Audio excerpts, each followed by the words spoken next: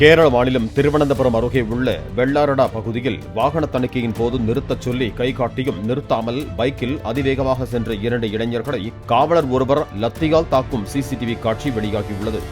தாக்குதலில் காயமடைந்த இளைஞர்கள் மாவட்ட எஸ்பியிடம் புகார் அளித்திருக்கிறார்கள்.